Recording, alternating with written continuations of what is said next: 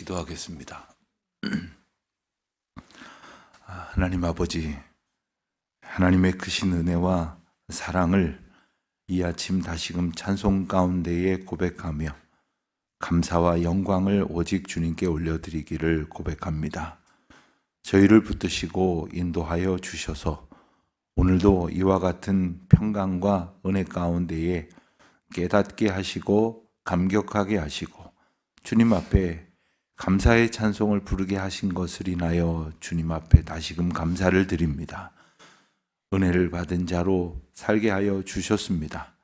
은혜 받은 것을 깨달음으로 매일매일 주님 앞에 찬송하게 하셨습니다.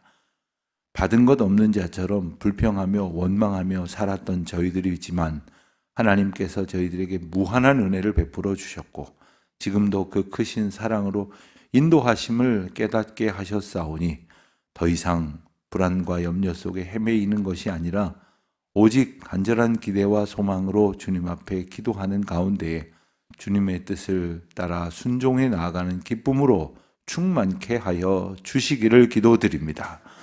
하나님, 저희가 주님 앞에 기도하는 제목들이 있습니다. 하오나 겸손히 주님 앞에 돌아보면 그것이 그저 나만의 욕심이었으며 내 욕망을 채우려고 하였던 그러한 생각에 지나지 않았음을 저희들이 깨닫게 됩니다. 늦게라도 깨닫게 하여 주시는 은혜를 베풀어 주셨사오니 깨달을 때마다 돌이키게 하여 주시옵시고 주님의 은혜 앞에 늘 겸손하게 감사하는 주의 자녀들 되게 하여 주시기를 기도드립니다.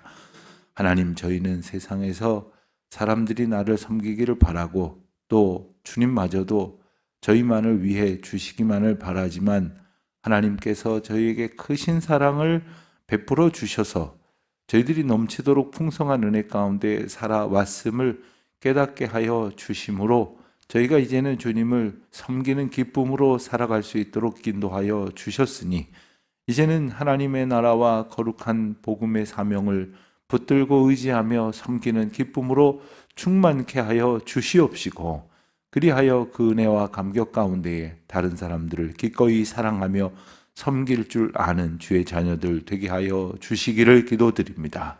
하나님, 오늘도 하나님의 뜻을 위하여 살아가노라고 저희들 애쓸 때에 성령 하나님 도와주셔서 하나님의 말씀이 기억나게 하여 주시옵시고 하나님의 인도하심이 저희 마음 가운데에 굳게 새겨지게 하여 주시옵소서. 하나님, 오늘도 하나님의 뜻을 위하여 열심으로 수고하고 있는 우리 모든 동역자들 위해서 기도합니다.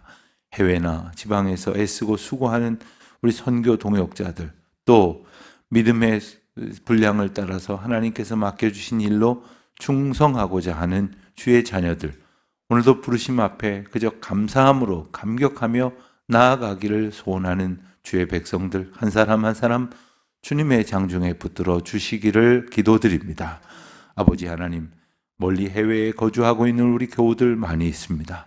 지방에 거주하고 있는 교우들, 군문에 나가 있는 자녀들과 유학 중에 있는 젊은이들 한 사람 한 사람 하나님께서 보내시고 인도하여 주시는 은혜 가운데에 동행하여 주심을 깨닫는 기쁨으로 가득하게 하여 주시옵소서. 오늘도 하나님의 이름으로 모이는 모든 모임마다 함께하여 주시기를 기도합니다.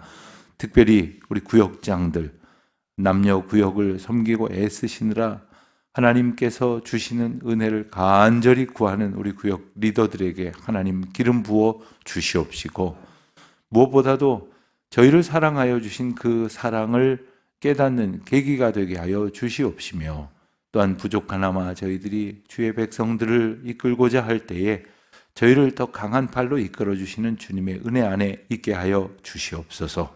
하나님, 저희들이 누군가를 섬기느라 마음 아픈 가운데에 때로는 기도할 때가 있습니다. 간절한 심령으로 중보할 때가 있습니다. 주여 도와주셔서 주님의 마음 헤아리는 기쁨으로 또한 가득하게 하여 주시옵소서. 나라가 어지러운 가운데 있습니다. 하오나 하나님께서 저희로 하나님의 나라 되게 하여 하나님께서 온전히 다스리시는 은혜를 소원하여 기도하게 하시는 줄 아오니 주님 앞에 겸손히 기도할 때에 이 나라의 민족을 붙드시고 은혜 가운데에 지키시는 하나님의 사랑 안에 있게 하여 주시옵소서. 하나님의 공의가 이 땅 가운데에 나타날 수 있도록 먼저 저희들이 주님만을 매 순간 간절히 소원하는 자들 되게 하여 주시옵소서. 예배당 공사장에 이제 하나님께서 베푸신 은혜를 따라서 이제 지하 공간의 공사들이 잘 진행되고 있고 이제 한 층 한 층 다시금 콘크리트 타설 작업이 이어지게 될 터인데 하나님께서 좋은 일기 주셔서 오늘도 원만하게 공사가 진행될 수 있도록 인도하여 주시옵소서. 모든 것 감사하오며 이 모든 말씀 우리 주 예수 그리스도의 이름으로 기도드립니다. 아멘. 민수기 8장 말씀을 보겠습니다. 민수기 8장 14절부터 26절까지 말씀. 민수기 8장 14절부터 26절까지 말씀. 이제 저와 함께 봉독합니다. 14절입니다. 너는 이같이 이스라엘 자손 중에서 레위인을 구별하라. 그리하면 그들이 내게 속할 것이라. 내가 그들을 정결하게 하여 요제로 드린 후에 그들이 회막에 들어가서 봉사할 것이니라. 그들은 이스라엘 자손 중에서 내게 온 전이 드림받은 자라. 이스라엘 자손 중 모든 초태생 곧 모든 처음 난 자 대신 내가 그들을 취하였나니 이스라엘 자손 중에 처음 태어난 것은 사람이든지 짐승이든지 다 내게 속하였음은 내가 애굽 땅에서 모든 처음 나온 자를 치던 날에 그들을 내게 구별하였음이라. 그러므로 내가 이스라엘 자손 중 모든 처음 태어난 자 대신 레위인을 취하였느니라. 내가 이스라엘 자손 중에서 레위인을 취하여 그들을 아론과 그의 아들들에게 주어 그들로 회막에서 이스라엘 자손을 대신하여 봉사하게 하며 또 이스라엘 자손을 위하여 속죄하게 하였나니 이는 이스라엘 자손이 성소에 가까이 할 때에 그들 중에 재앙이 없게 하려 하였음이니라. 모세와 아론과 이스라엘 자손의 온 회중이 여호와께서 레위인에 대하여 모세에게 명령하신 것을 다 따라 레위인에게 행하였으되 곧 이스라엘 자손이 그와 같이 그들에게 행하였더라. 레위인이 이에 죄에서 스스로 깨끗하게 하고 그들의 옷을 빨매 아론이 그들을 여호와 앞에 요제로 드리고 그가 또 그들을 위하여 속죄하여 정결하게 한 후에 레위인이 회막에 들어가서 아론과 그의 아들들 앞에서 봉사하니라. 여호와께서 레위인의 일에 대하여 모세에게 명령하게 하신 것 따라 그와 같이 그들에게 행하였더라. 여호와께서 또 모세에게 말씀하여 이르시되 레위인은 이같이 할지니 곧 25세 이상으로 회막에 들어가서 복무하고 봉사할 것이요 50세부터는 그 일을 쉬어 봉사하지 아니할 것이나 그의 형제와 함께 회막에서 돕는 직무를 지킬 것이요 일하지 아니할 것이라. 너는 레위인의 직무에 대하여 그같이 할지니라. 아멘. 레위인의 직무와 레위인의 섬김에 관한 말씀이 오늘 본문에 이어지고 있습니다. 레위인에 관한 말씀은 앞서 이제 등잔대에 관한 말씀과 의미상으로 분명히 이어지는 부분이 있습니다. 그것은 등잔대의 등불이 성소 안에 있는 기물들을 비추는 것처럼 정결하게 되어 하나님 앞에 나와 부르시고 맡기신 사명대로 쓰임받는 레위인이 이스라엘 모든 지파를 비추는 등불처럼 하나님의 사명을 감당해야 한다 하는 의미이기 때문에 그렇습니다. 그래서 우리가 어제 본 본문 말씀에서는 레위인들이 어떻게 그 죄 가운데에서 헤매던 인생들이 하나님의 은혜로 정결하게 되어지는가, 어떤 예식을 통해서 그들은 하나님 앞에 정결하게 되어지는가 하는 말씀을 보았습니다. 그렇게 정결하게 구별된 하나님의 백성들은 어떻게 하나님을 섬기게 되는가 하는 겁니다. 여기서 잠깐 레위인에 대해서 우리가 다시 생각해 볼 것은, 레위인은 하나님께서 12지파 가운데 특별히 구별한 한 지파입니다. 다른 11지파, 나중에 이제 한 지파가 둘로 나누어져서 12지파가 온전히 구성이 됩니다마는, 다른 지파들과는 다르게 레위인들은 땅을 분배받지 않게 됩니다. 또한 이후에 가나안 땅에 들어가서 땅을 분배받지 않는 것은 물론이고, 지금도 그 지파로서 다른 지파들처럼 일정한 영역을 분배받는 대신 모든 지파들 사이에 흩어지게 됩니다. 나중에 이제 가나안 땅에 들어갈 때에도 여러분들 그런 지도를 보신 기억이 나시죠? 이스라엘을 12로 이렇게 나누어서 지파별로 땅을 분배하지만 레위 지파의 땅은 없습니다. 레위 지파는 그 12지파가 속해 있는 그 곳곳에 흩어져 있는 모두 48개의 성읍에서, 그 성읍들에 흩어져 살면서 각 지파의 하나님 앞에 드리는 영적 모든 그러한 제의나 그리고 영적 역할들을 돕는 그러한 사명을 감당하게 되어져서 그들은 백성들 사이에서 흩어져서 살게 됩니다. 그들이 땅을 받지 못한 까닭에 그들은 농사하지 않고 대신 하나님 앞에 드려진 예물을 통하여 그들의 삶이 이어집니다. 온전히 하나님 앞에 붙들림 바 되는 삶이 되는 겁니다.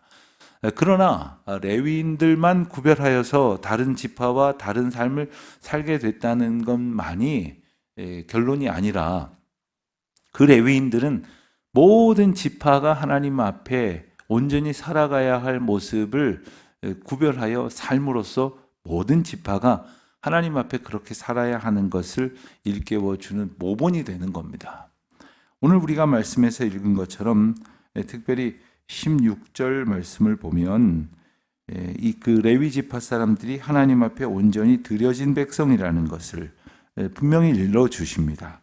그리고 그것은 하나님께서 이스라엘의 처음 난 것들을 다 취하는 의미로 레위인들을 구별하셨다는 것이고, 레위인들이 모든 처음 난 것들을 대신한, 그러니까 모든 처음 난 것은 또 모든 이후에 난 것들을 대표하는 것이기 때문에, 결론적으로 말하면 이스라엘의 모든 백성들을 대표하는 의미로 레위 지파를 구분해서 불렀다는 겁니다. 레위인들이 섬김은 결국 모든 이스라엘 백성들의 섬김이라는 사실이에요. 그러니까 레위인들은 어떻게 하다가 그 일을 맡게 되어져서 우리와는 상관없이 그 일을 하는 사람으로 살아가는 사람이 아니라 우리 모두가 해야 할 일을 레위인이 대표로 하고 있다는 것이에요.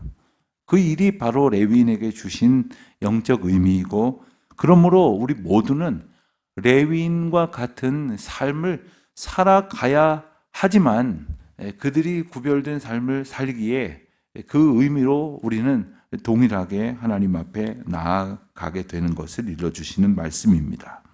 자, 오늘날, 그렇다면 오늘날의 의미 가운데 레위인은 누구인가를 잠시 생각을 해보겠습니다. 우리가 말씀에서 읽었던 것처럼 레위인은 모든 처음 난 자들을 대신한다고 했습니다. 모든 처음 난 자들은 모든 사람들을 대표한다고 했습니다.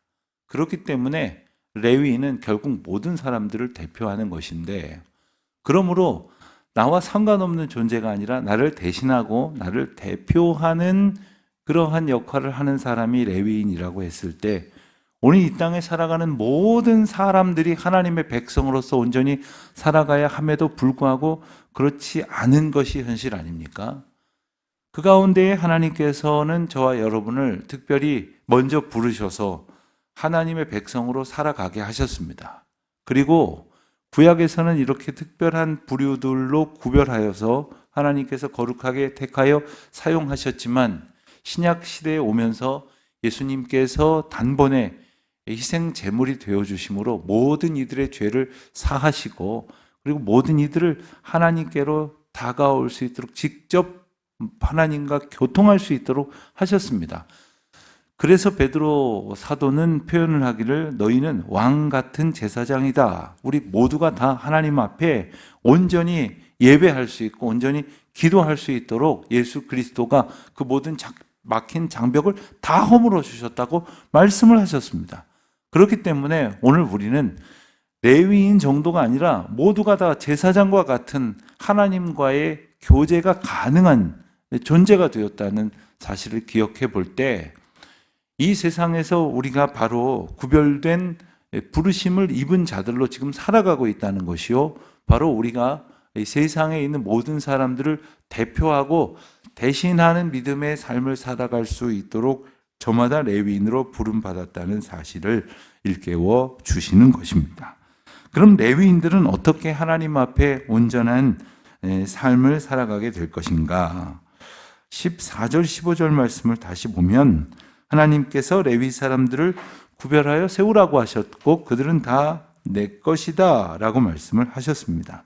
그리고 그 하나님께서 내 것이라 칭하시는 그 선언이 있은 후에야 그들이 회막에서 섬길 수 있게 될 것이다 라고 말씀을 하셨습니다.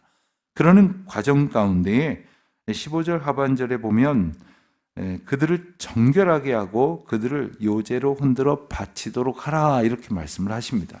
요제라고 하는 것은 제사의 한 방식으로서 이 제물을 하나님 앞에 바칠 때에 높이 들어 흔드는 그러한 그 방식으로 하나님 앞에 바치는 겁니다.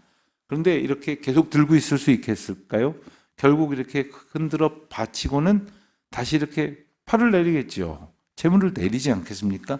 여기에 중요한 의미가 있습니다. 하나님께 온전히 드렸는데 하나님께서 그것을 다시금 주셔서 그것을 받는다는 의미가 있습니다.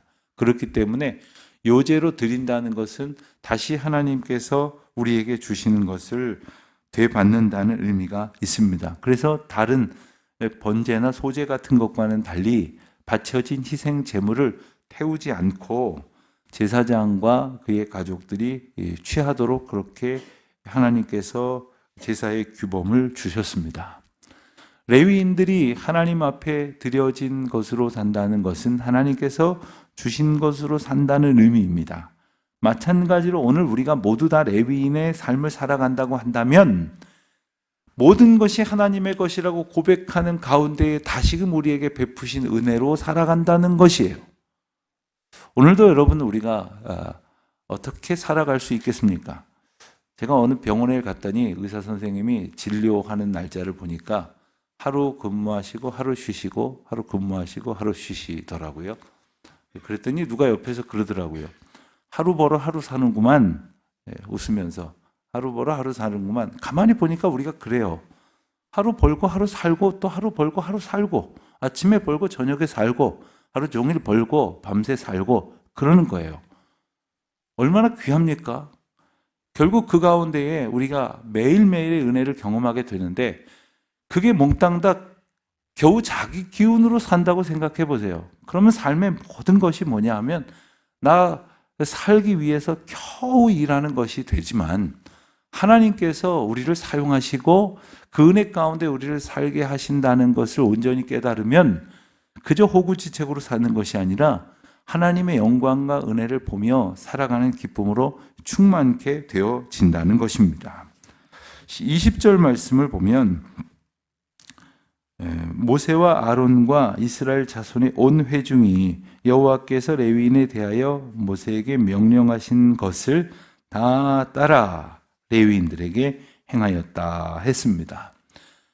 출애굽기 이후부터 레위기, 민수기, 또 신명기 말씀에도 여러 번 언급이 되는 아주 중요한 표현이 뭐냐면 여호와께서 명하신 대로 다 따랐다라는 거예요. 여호와께서 명하신 대로 온전히 준행했다. 그리고 오늘 본문에 나오는 것처럼 하나님께서 모세에게 명하신 대로라는 표현이 또한 곳곳에서 반복이 됩니다. 그런데 여러분 생각을 해보십시오. 하나님께서 모세에게 명하신 것을 모세가 순종하였다고 한다면 그러려니 하겠죠. 그런데 하나님께서 모세에게 명령하신 것을 다른 사람들이 다 준행하려면 어떤 전제가 있어야 합니까? 하나님께서 모세에게 말씀하신 것이 바로 내게도 말씀하신 것이라는 믿음의 고백이 있어야 됩니다. 누가 와서 하나님이 이렇게 말씀하셨습니다라고 이야기를 할 때 그 하나님이 말씀하셨다는 그 이야기가 마음에 들면 아멘, 순종하겠습니다 할 것이겠으나 마음에 안 들면 아니 하나님이 언제 그랬겠다 말씀하셨을 것이란 말이요. 그럴 것 같지 않다고. 나는 그렇게 생각하지 않다고. 만약에 하나님이 내게 말씀하셨다면 그렇게 말씀하지 않으셨을 것이라고. 이런저런 불만을 혹은 자기 의견을 갖다 붙여서 온전히 순종하지 않을런지도 모릅니다. 우리가 살다 보면 이런저런 문제로 하나님 앞에 순종하지 않습니다. 하나님, 경우가 그렇지 않지 않습니까? 내가 아무리 생각을 해봐도 이건 아닌 것 같습니다 하면서 자기의 경험, 지식, 판단, 의지 혹은 하나님, 사람들이 대체로 이렇게 생각을 하지는 않아요 하면서 사람들의 생각, 세파, 어떤 시류에 편승하여서 하나님의 뜻을 온전히 준행하지 않으려고 하는 이들이 더러 있습니다만은 하나님 앞에 온전히 충성했다는 사실을 우리는 잊어서는 안 됩니다. 또 한 가지 21절 말씀을 보면 레위인이 그 이에 죄에서 스스로 깨끗하게 하고, 자, 레위인들이 하나님의 말씀을 들었습니다. 하나님의 인도하심과 명령을 듣고 보니까 내가 무엇을 해야 할런지를 이제 알아가게 됐습니다. 그랬더니 이제는 스스로 그 일을 행했다라는 겁니다. 누가 하라 그러는 것에서 겨우 반복하는 것이 아니라 이제는 하나님의 뜻을 알았노라 한다면 이제는 스스로 자원적으로 자발적으로 하나님의 뜻을 준행하였다 하는 사실을 이제 기억하게 되는 거죠. 오늘 말씀 뒷부분 특별히 23절 이하에 보면 레위인의 어떤 그 직무, 복무 규례가 나오는데 여기 보면 25세부터 50세까지는 회막 봉사를 하고 그 외에는 물러나게 되는데 도와줄 수는 있다. 이렇게 이제 설명이 됩니다. 앞서 우리는 이 레위인들의 복무 규정에 관해서 민수기 앞부분에 보면 30세부터 50세까지의 인원을 계수하여서 그 인원이 8,580명이다 하는 구체적인 내용을 본 바가 있습니다. 여기서 좀 다르게 되어지는데 여러 학자들은 말을 하기를 이제 25세부터 30세까지 기간을 준비 기간, 마치 이제 말하자면 교육 기간, 훈련 기간 이 일을 감당할 수 있도록 수습하는 그러한 기간으로 이렇게 보기도 합니다. 어쨌든 하나님께서 나이를 구별하셨다고 하는 것은 두 가지 의미가 있습니다. 이 나이 이외에 있는 자들은 쓸모없다 무시하는 것이 아니라 특별히 이 나이가 되어졌을 때에 전심을 다해서 그 일을 준비할 것이요 그 일을 감당하게 될 때에 모든 사람들이 또한 그 나이에 되어지는 이들을 위해서 함께 협력하고 오늘 본문에 표현된 것처럼 도와줄 수 있게 된다 하는 것이지요. 사실 우리가 어떤 일을 할 때는 참 힘들고 또 불편할 때도 덜어 있겠습니다만은 언제나 그 일을 할 수 있는 것이 사실 아닙니다. 언제나 그 일이 우리에게 맡겨진 것도 아닙니다.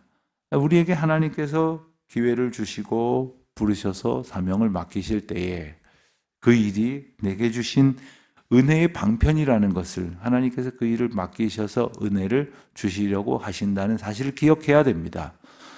예수님께서 비유로 말씀하셨지만 이제 포도원 주인은 길거리에서 놀고 있는 자들에게 그와 그 가족들이 하루를 먹고 살 수 있는 임금을 얻게 하시려고 일할 시간이 1시간밖에 남지 않았음에도 불구하고 불러다가 일을 시키고 한 데나리온을 줍니다.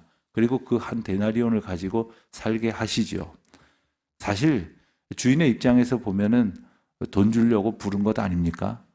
하나님께서 가만히 보면 우리의 어떤 역량이나 우리의 어떤 기능이 대단히 수준 높아서 그리고 그것이 없으면 하나님이 하실 그 일을 할 수가 없어서 우리를 부르신 게 아니에요.